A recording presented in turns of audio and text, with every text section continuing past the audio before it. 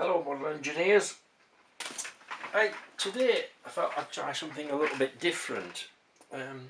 In the past I've just made short videos, perhaps 5 up to about 10 minutes long, just in one continuous stream, just showing little engines running and such like.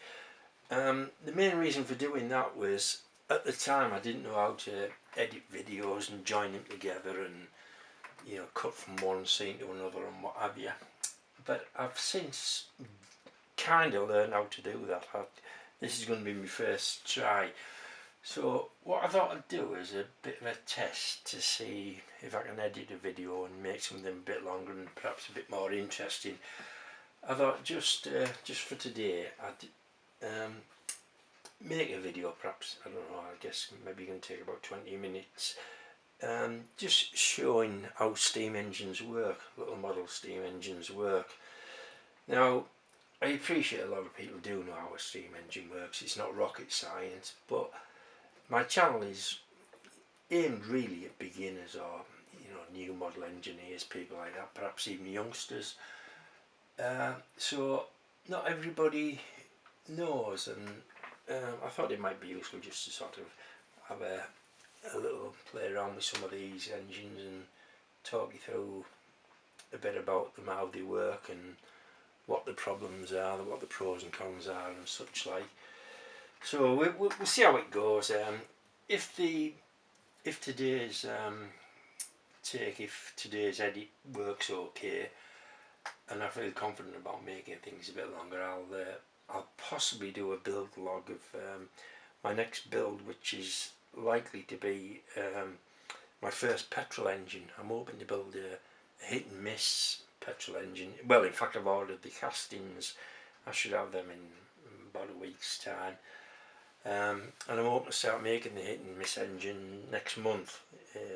It'll be my first non-steam engine, so I don't know how it's going to go, but I thought, depending on how today's little escapade goes with the camera, I possibly will do a video build log of making it. We'll see how it goes.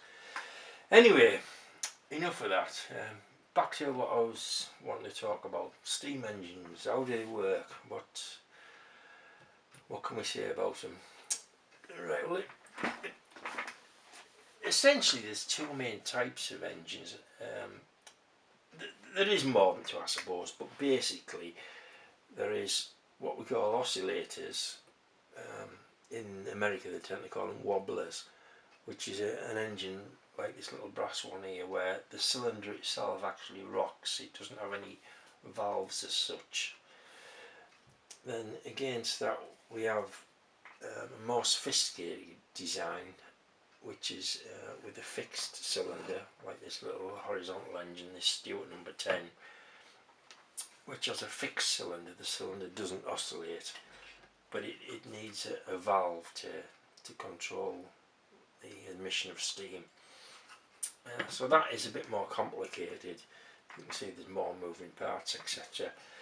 But of course it is a lot more powerful, and a little engine like that is something similar to an engine that would have been used in a 19th century cotton mill, a Victorian cotton mill, to power the plant, that kind of thing. They are actually quite powerful, these little engines. You'd be surprised. But anyway, I'll come on to that one in a minute. But for now, let's just look at this little thing. Right, as I say, this is an oscillating engine. Now, there's very few moving parts in this one. We've got the cylinder, obviously. I think it's about 11mm bore, this one, and probably about the same stroke, maybe about 15mm stroke, something like that. Now, this particular engine, it's actually the second engine I made. I didn't even have a drilling machine when I made it. I just drilled with a Aldi hand drill and did what I could on my lathe, my first lathe. So it's a bit ropey, like it's a bit rough and ready, but it does run alright though. Now, this engine, it's what's known as a single acting engine. That is to say that the steam is admitted to one end of one side of the piston only, in this case the top. The end of the cylinder is blind, sealed off. So the steam or air enters at the top of the cylinder, pushes the piston down, but there's nothing to push it back up. The piston is carried back up just purely on the momentum of the flywheel. So little oscillating engines like this, particularly single acting ones, tend to have a relatively heavy flywheel for the size of engine. You can see this one, it's not a big flywheel, but it's quite heavy for an engine that size. It's got a bit of momentum on it. Now, when I built this, I didn't have any reams or a boring bar or anything like that. It's just drilled, like I say, at 11mm. I think it's 11mm, and a piston turn to fit. And it's a very crude fit. I say it's not even bored or anything, but I can't even remember if it's got a piston ring in or not. But what I'll do, I'll take it apart and we'll have a look, see how it works. Put my glasses on. No, this will be the wrong size Allen key. Oh no, we're in, I think.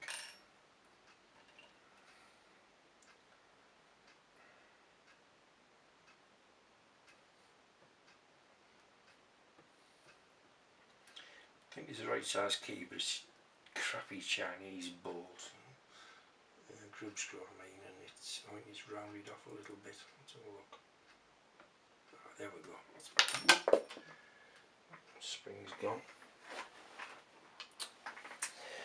Right, so that allows us to take the cylinder off.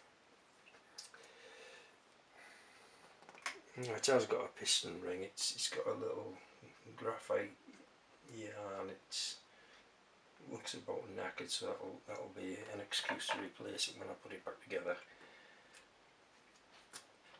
But anyway, as you can see, it's a blind hole. See, it's not a very good fit. So for the steam to get in at the top end behind the piston to push it down, it enters through a little hole here. A little hole, probably about 2mm, that corresponds to two little holes here. When the pin is in, the rocking motion of the cylinder lines that hole up with these two holes alternately. Now, one of these two holes, in this case the right hand one, is lined up with this inlet, this pipe if you want to call it, this chimney, whatever it is, which is the steam intake or air intake. The steam comes down there and comes out this little cross passage, this little port, which of course lines up with this little hole if the cylinder is angled to the right towards me. That then pushes the piston down and turns the crank. As the crank turns, the cylinder then oscillates to the other side, and while the piston is then by this time travelling back up the cylinder for its next stroke, it's essentially needing to exhaust the steam or air that's trapped inside, which this time comes out of the hole, out of that port, and now lines up with the left hand hole to exhaust. Now the left hand hole is drilled straight through.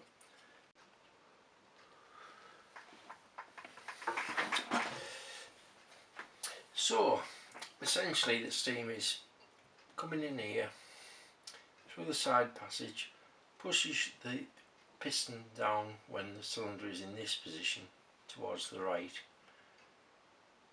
As the piston comes past the bottom and starts ascending, ready for the next stroke. The cylinder by now is over the other side with the little hole now lined up for the exhaust, and of course the momentum of the flywheel pushes it back to the top to evacuate the steam, ready for it to swing in back to the original position. So it's a very simple engine. It's pretty much the simplest you can get. I suspect that one of the first engines, really, maybe not the first, but one of the first. There's virtually no maintenance, there's very few moving parts, but they're incredibly inefficient. As you can imagine, without any proper valves, the only steam seal, if you want to call it that, is this cylinder being held against this port face by the spring. And of course, because of the very nature of the way it works and the cylinder has to oscillate, you can only really have one central pivot, one central spring, which means it's a bit, you can possibly say it can come away quite easily. So they are very inefficient, and they tend to need to run quite fast. They will run slow. The bigger ones will run slow. These little ones, they won't really run slow. I mean, for one thing, the piston is only getting power half the time, so straight away it's not a particularly efficient engine. But I'll put a little bit of air in it and we'll watch it turn.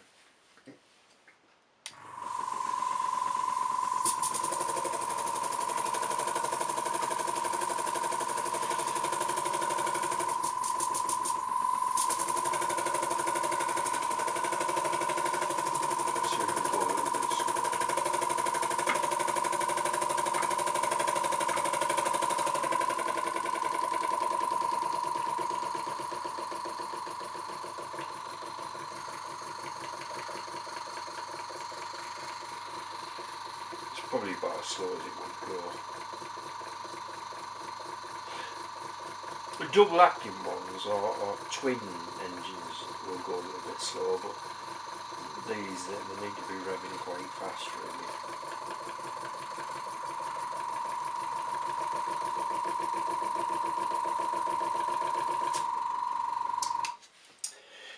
There's a little bit of a juggling act with him, because you've sort of got to get the spring the right tension to hold the cylinder reasonably firmly to stop any leakage, or stop as much leakage as you can.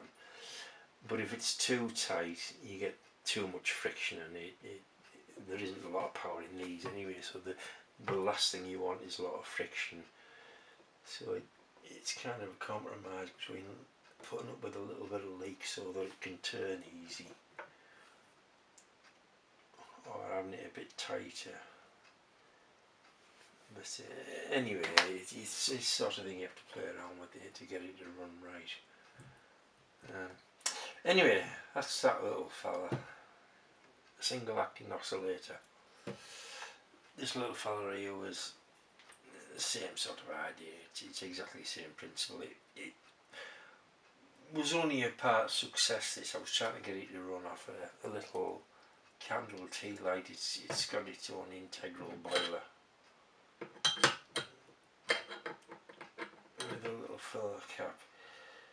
The little engine runs alright, and it makes enough steam in the little boiler with a bigger heat source, but the little candle can't really do it. It's not enough. A friend gave me this little kind of a wick holder, a little burner. Now this will just about power it. It struggles, but if you catch it on a good day with a tailwind, it will just about run it. The only thing is, because the amount of water it holds, I think it runs for something like about 4 minutes. It's you know, by the time you got it warmed up, it's just bloody bone dry. I may well replace this little stand and burner in, so at least it will work. But I say it was only a partial success. It was something that was a bit of fun to make, really. I mean, when it's had a bit of a polish up, it's not a bad little ornament. It makes a decent paperweight, but that's about all it's fit for. So that's the two single acting wobblers. Now we come on to, oh Christ, this one's heavy. We come on to this fella. Well, this one again is a wobbler. It's getting a bit grubby. But this one's a little bit different. This one is what's known as double acting. By that, I mean it receives steam at the top end like the single acting one, but also at the bottom end, so the piston is actually pushed back up, and it means that in effect you've kind of got twice as much power. Well, the piston is always under power, if you like. It's powered down and powered back up. So of course the bottom end of the cylinder is closed in, whereas on a single actor they're open. Now these run better, they run a lot slower and significantly more power. I mean, obviously this is a bigger engine anyway, so it's bound to have a lot more power. I think from memory this one's about a 24mm bore and maybe about, I suppose about 35mm stroke, something like that, I guess. Yeah, something like that, 35mm maybe.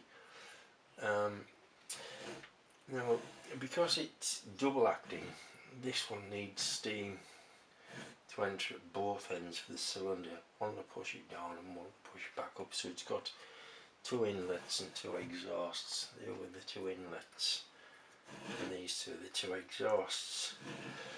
I mean, on a more sophisticated model, these passages would be cut inside the main support, the main pillar. But this one, it was the first thing I made when I just bought a mill, my first mill, and I think it only took me probably about 12 hours to make it. I made it in a couple of days anyway, 2 or 3 days, and all it was just an exercise in cutting a few little float, beveled edges and this little thing here, and just squaring things up. It was just an exercise in just practicing cutting. So but it's quite a nice little runner. Anyway, so we'll have a look, see how this one works with it being a double actor. This one, it's the wrong size key.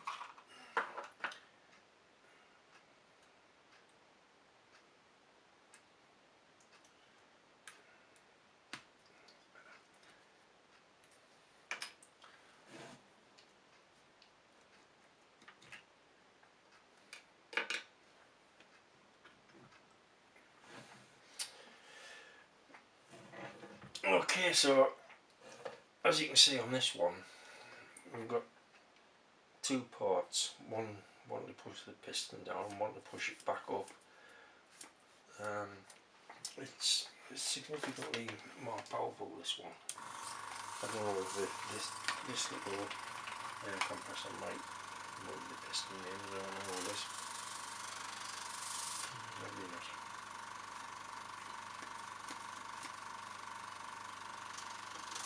Oh well.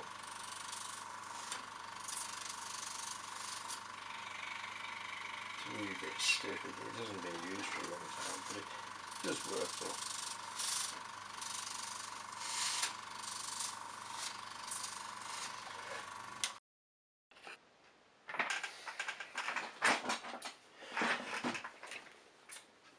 With this one, because by now I've got a milling machine, I cut a little bit of a relief around the pivot and in there, which helps it to seat a little bit better. So it doesn't leak anything like as much as the little brass one. It's just generally a far better engine, this one. Admittedly it's bigger anyway, but it's not a bad run of this one. It's got a little bit of poke to it when you put some steam in it. I won't bother to show you running on air because I'd need to make two, you know, a two-way split on the airline, which I haven't got at the moment, and there is a video of it running on steam on my channel, so if anybody did want to see it running, it's easy enough to see. But yeah, they're quite fun little engines, wobblers. They're easy to make. They always work, providing you can drill a few holes in the right place. They always work, and they can be quite pleasant to watch, but they're only really a novelty engine. They're not suitable for driving anything, at least not in model sizes. I mean, I dare say if you built a real big one, you could power something, but anyway, they're a little bit of fun. So we'll put this one to one side. It's heavy.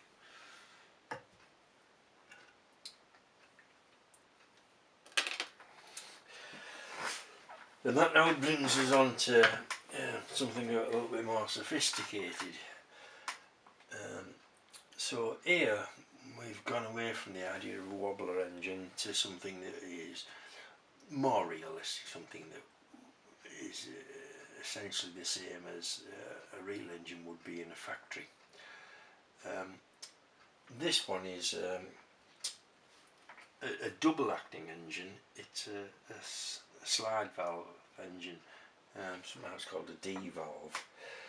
Now these type of engines, these engines with valves, D valves or piston valves, they tend to be double acting.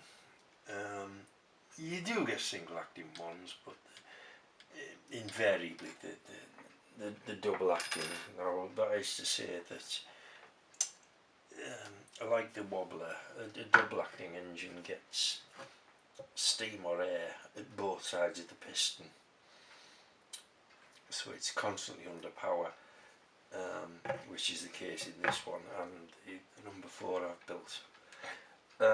It does mean that they're fairly powerful for the size, and if you think of it as a car engine being usually a 4-stroke and a small motorbike being a 2-stroke, these are, if you like, a 1-stroke, in as much as a 4-stroke engine gets a power stroke every 4th stroke or every 2 revolutions of the crank.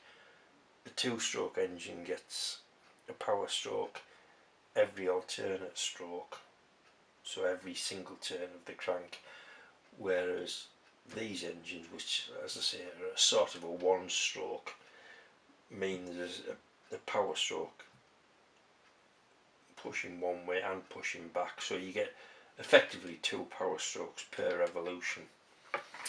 So this actually, although it's hard to believe, actually has got as many power strokes in a single cylinder as a normal 4-stroke 4-cylinder car engine has got. So they tend to run quite smoothly, and generally speaking, steam engines aren't usually big multi-cylinder engines. You do get in marine applications triples and maybe even the odd 4-cylinder, but by and large anything bigger than that is unknown. Steam locomotives on the railway were usually triples or sometimes twins. Mill engines in factories and whatever were quite often just singles or perhaps twins, but rarely bigger than that. Now with these engines, the steam comes in here into this little chamber here, which is known as the steam chest or valve chest, and inside there is a little cup-shaped valve, which I'll show you later, that diverts the steam from one end of the cylinder to the other depending on which end the piston is at, so that the piston is always being driven. Unlike a petrol engine where the valves actually shut off the supply into the cylinder, a valve in a steam engine doesn't actually shut off the supply, it tends to just divert it from one end to the other, so there is always steam going in whichever end it might be at the time. Now with a steam engine like this, because the piston needs to travel straight up and down in the cylinder, and the cylinder isn't oscillating like the little wobbler engines, you can't have the crank and the piston rod coupled directly to the piston. You know, it can't flex, so it's usual to have an extra joint, if you like, here. I don't know, you can just about see it there. There's a pivoted joint there known as the crosshead. That allows the piston and the piston rod to travel up and down in a straight line, and yet the con rod can flex to well, not flex, but it's hinged there to allow the crank movement, and that therefore means that you can have a steam tight seal or an airtight seal at this end of the cylinder. Now the eccentric here, this bit here, is the means by which the valve is controlled. As you can see, it's slightly off centre, and it pushes and pulls the valve according to where the piston is, and it means that effectively the valve and the piston are always in the same orientation with regard to each other, so that the valve is always in the right position to admit the steam at the right end of the cylinder. So I think what I'll do is look at the number 4 engine, which essentially is the same, but I'll take it apart and we'll have a look inside. Oh, Christ, it's heavy, this one. Before I do take it apart though, one thing that is worth mentioning with a bigger engine like this one is an 1.5 inch bore and an 1.25 inch stroke, so it's fairly powerful, this one. It would do some light work. I'm not saying it would do anything extravagant, but it would power some things, you know, a little pump of some description. Or I've got a very, very small hobby lathe, only a tiny little 12-inch thing. It would power that, and that's possibly what it will end up doing. But anyway, I digress. With a steam engine this size, it takes quite a bit to heat the cylinder when it's starting from cold, so the steam would have a tendency to condense into water against the cold metal. Now, given that the cylinder in a double acting engine like this one is sealed at both ends, you can't really be having steam condensing into water in the cylinder, because you would risk a hydraulic lock. Water is incompressible, so essentially you would get a situation where the flywheel momentum would be trying to compress the water and either risk putting a lot of strain on the cylinder covers, or possibly buckling the piston rod here.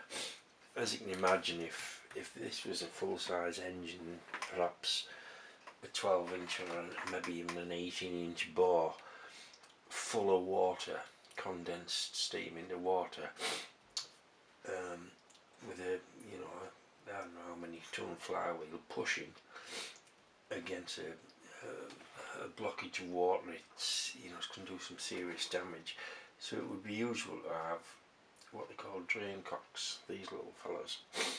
I should have mentioned actually that this engine isn't finished, so these are still a bit loose and they're not quite in line, they need lining up properly, but it's work in progress. Anyway, these little things, drain cocks, when they're in this position they're shut and the steam is effectively trapped in the cylinder normally as if it was a closed unit. That would be the normal operating position. But when the engine's cold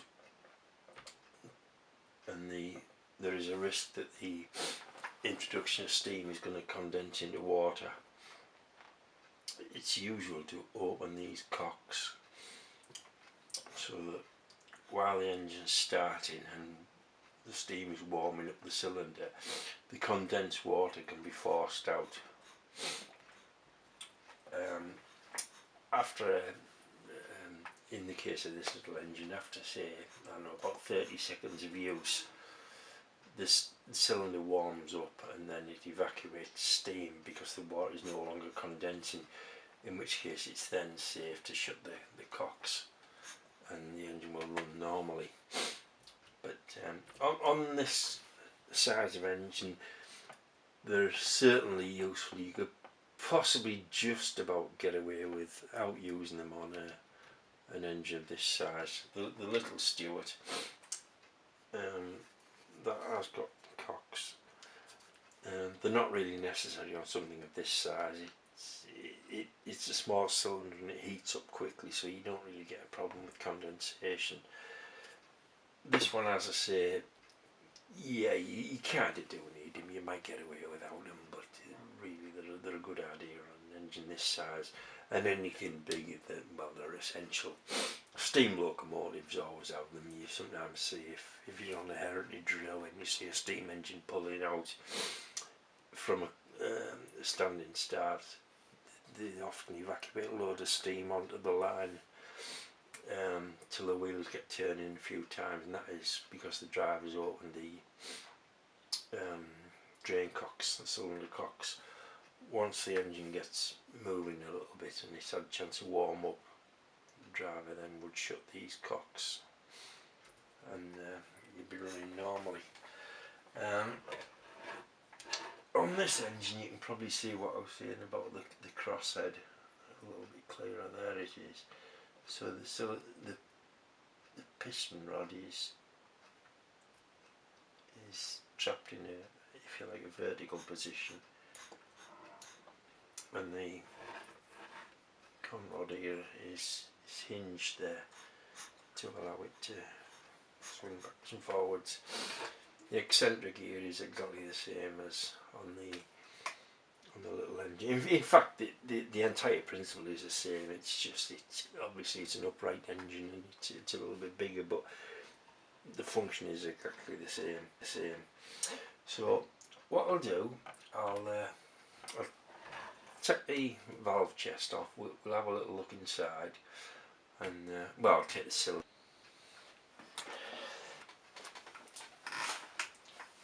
Right, I'm hoping you can see in this light. I've moved my little spot lamp round a little bit, but at this point I've got the steam chest cover taken off. So this little square affair is the slide valve, the D valve, held in place by a little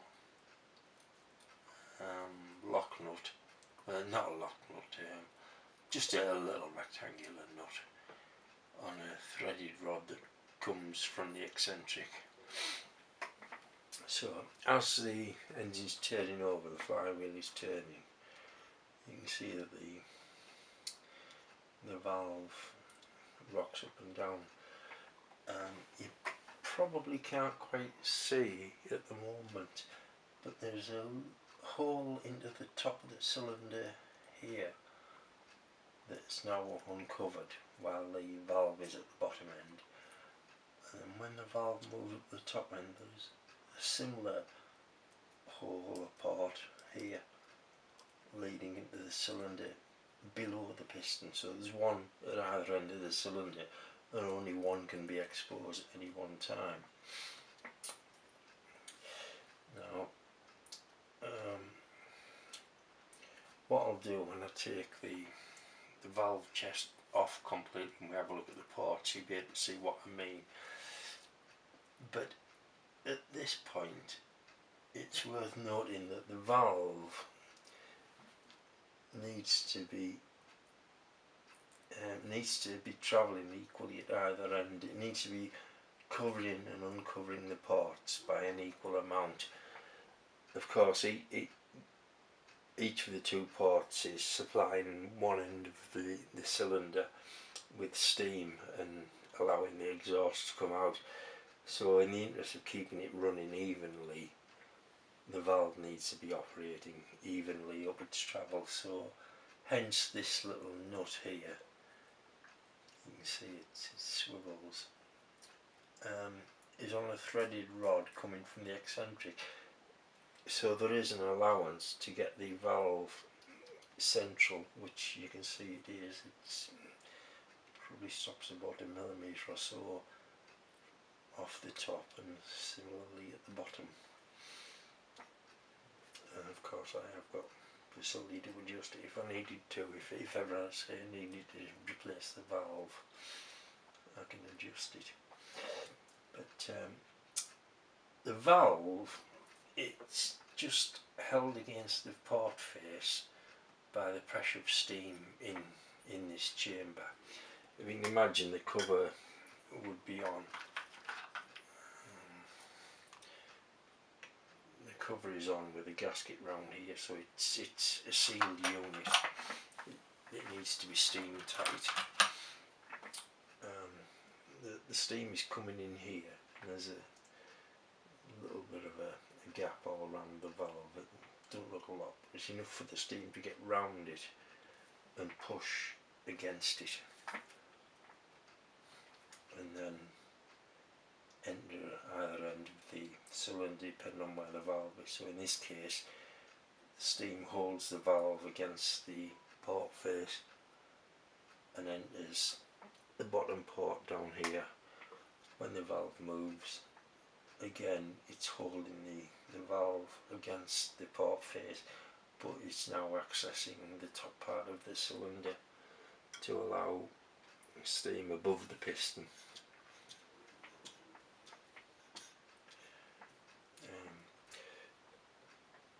This little fella here,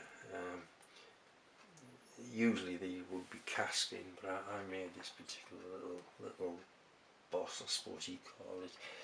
It's just to allow the valve rod to enter into a cavity here, a blind hole, to keep the valve rod running nice and straight, squarely, and generally just to keep it in tow, if you like. You can't quite see, but the valve rod goes into this little boss. Right, so that's the situation with the valve cover off, but the valve chest in place. What I'll do now, I'll take the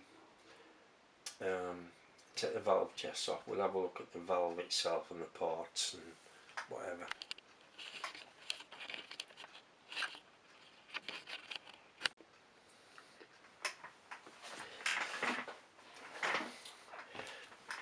Right, at this point I was planning to take the cylinder off, but actually I don't think I need to do that to explain what I was going to say next.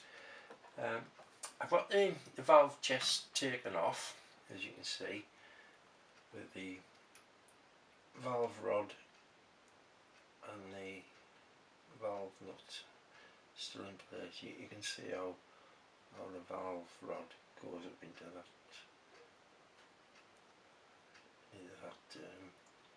boss. So obviously this down here is connected to the eccentric, So the valve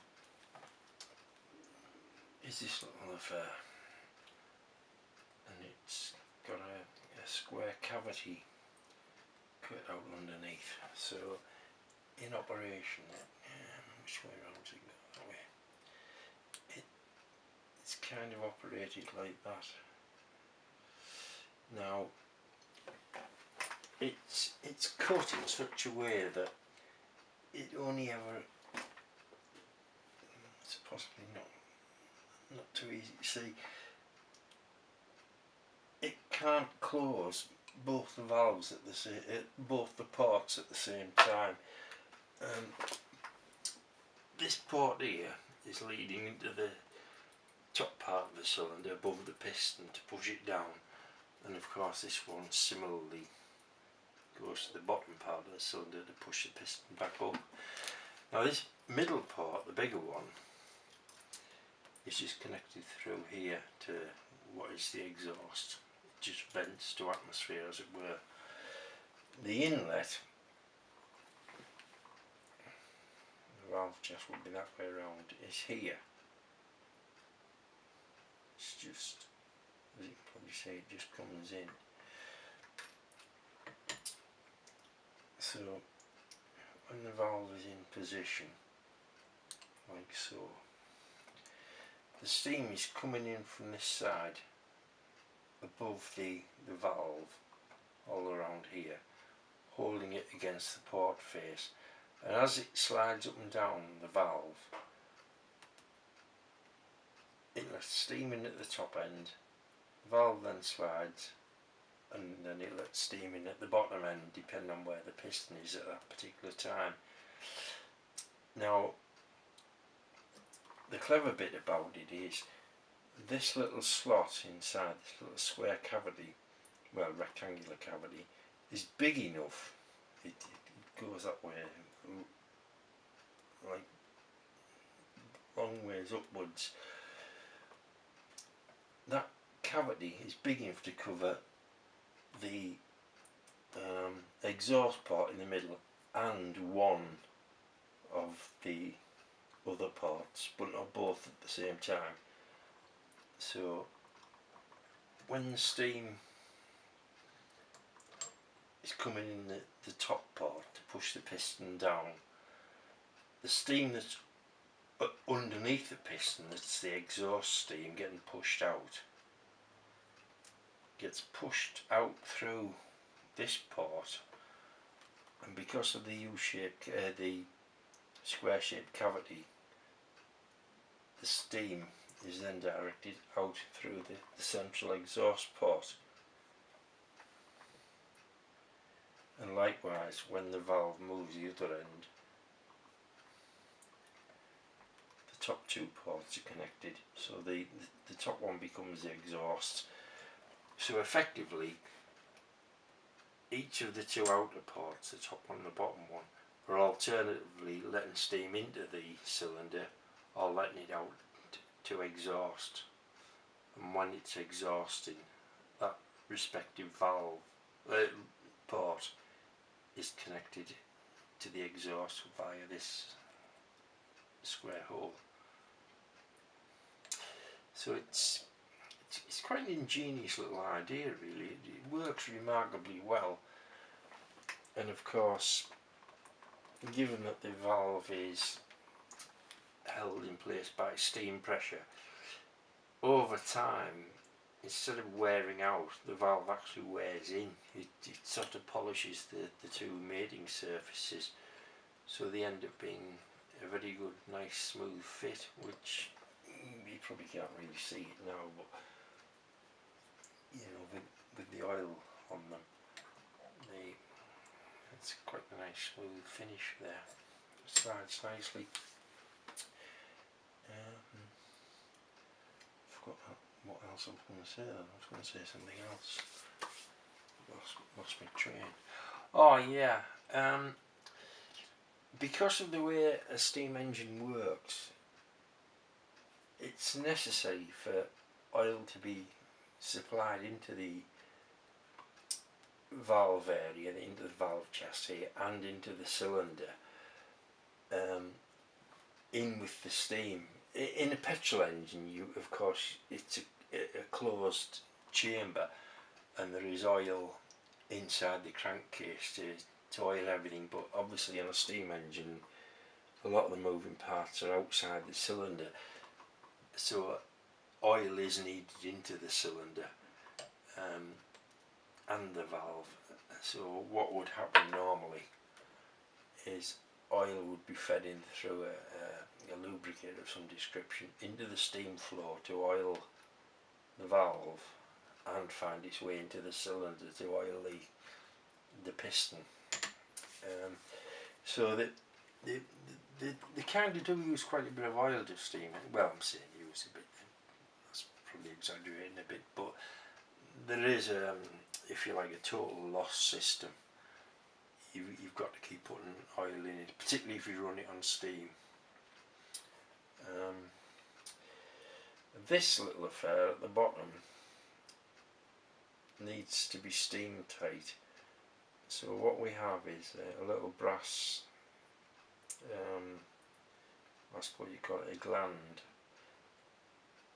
that's screwed down with two threaded bolts, and there's a little cavity inside there which is sealed with a bit of graphite yarn.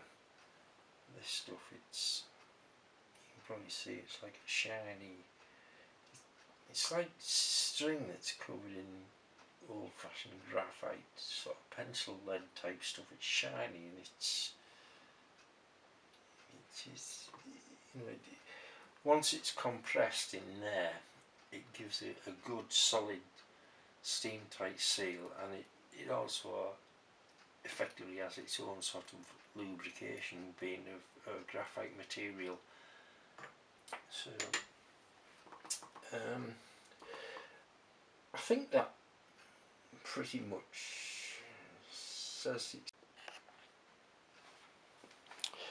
it.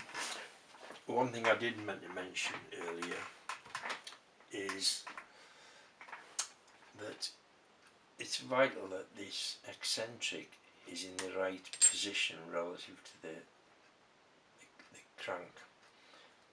It's locked on by a grub screw, which allows you to set where it is in relation to the crank.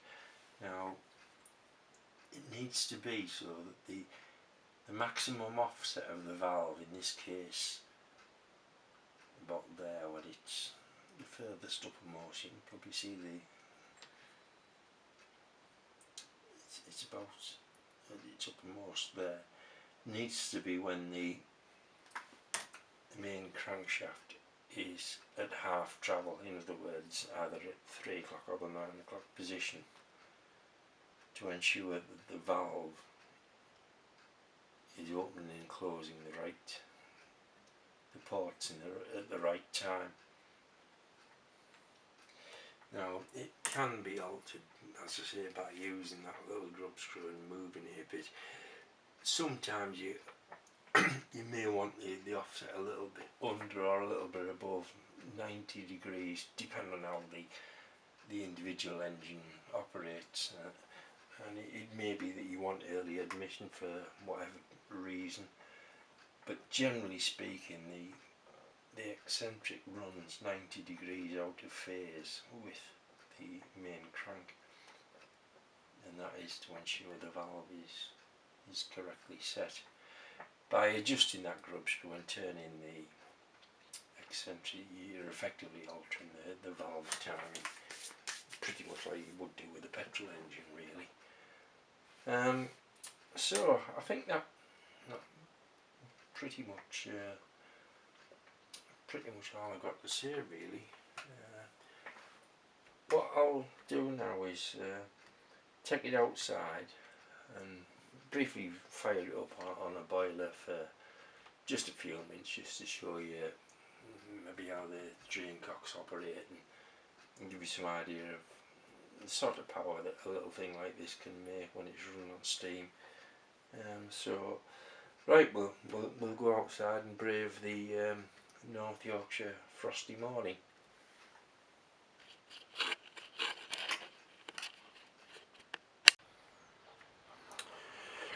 Right, it's rather a cold day out in North Yorkshire at the moment. It's a bit frosty and a bit of a nip in the air. But anyway, I've moved outside to try and fire this little steam engine up, just to give you an idea of how much power something of this kind of size can make. And I'll show the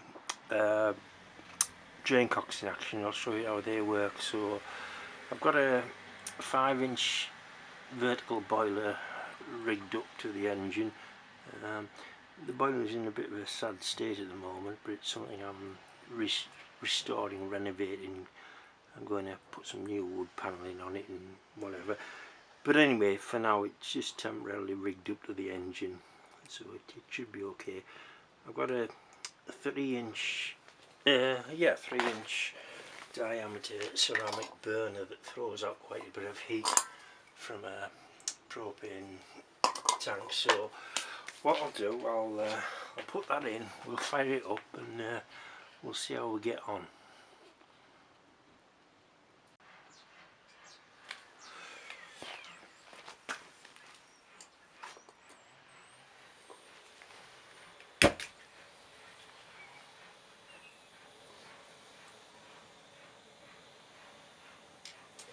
Right, so you have a nice steady blue flame burning away there, so I'll leave it for about 10 minutes and hopefully we'll have a decent head of steam.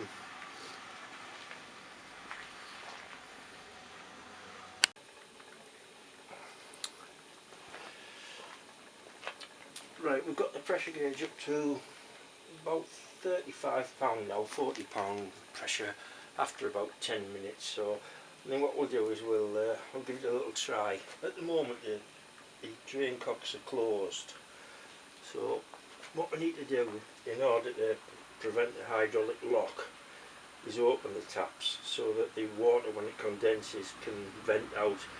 You should see in a minute that it will squirt water out. It'll probably take about 30 seconds to actually get it to turn over, and then I can close the cocks. So here we go. That's the steam valve open. You can possibly see there's hot water coming out.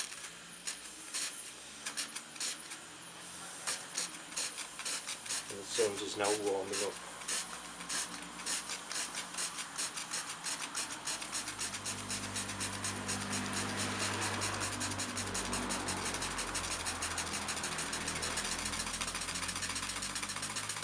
So at that I've pretty much exhausted all the water, steam coming out, so I can start to close the cocks and you'll hear the engine speed pick up.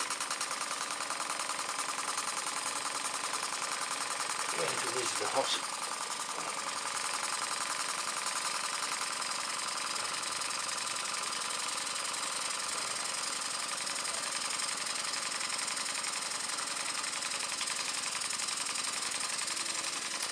So I've got both drain cocks shut now, and it's running on about £30 pressure. I'll tone it down a little bit and let the pressure build up, and I'll show you what it can do at high speed. It should soon build up pressure.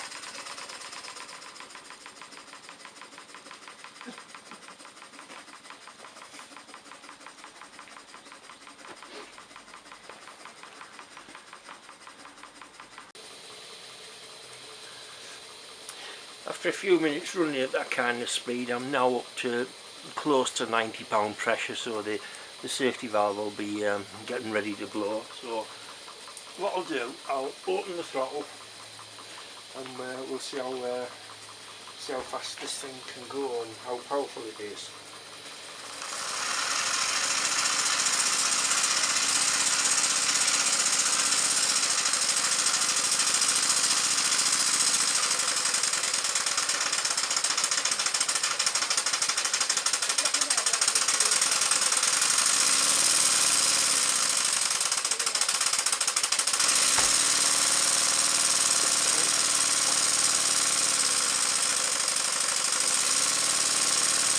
So at that kind of pressure, it's difficult to stop it with my hand. I dare say if I really tried I possibly could, but it puts up a good fight. It's still at about 60 pound pressure now, so the boiler can keep it running at a decent speed.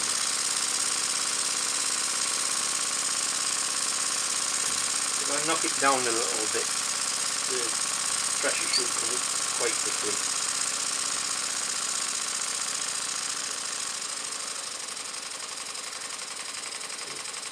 Possibly see now it's at about 45 pound pressure, so it should rise pretty quickly now.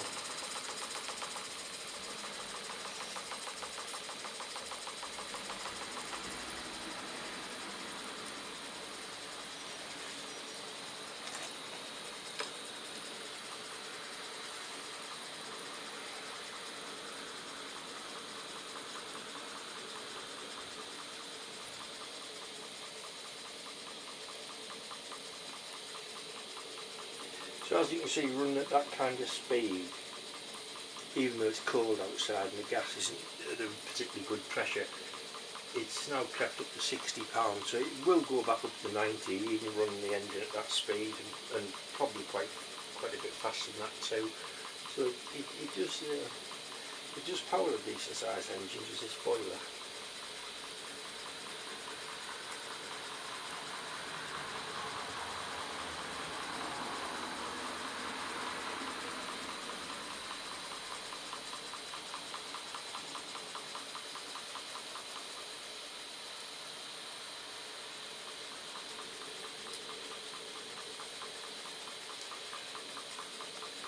Now we're getting up close to 80 pound pressure again, so it recovered from 45 up to, well, it'll be at 90 in about 2 minutes total time, I suppose, something like that.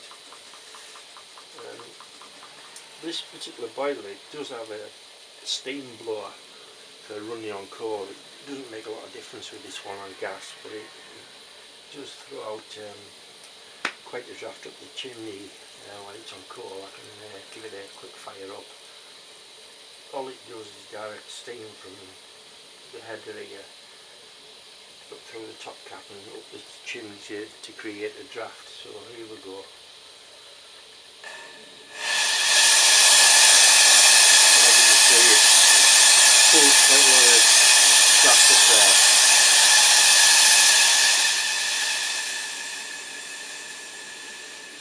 If I was running it on coal, of course, that would draw the fire nicely.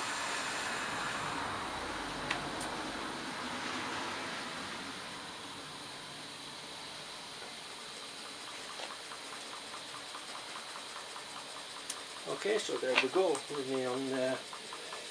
running on steam, gas fired. Okay.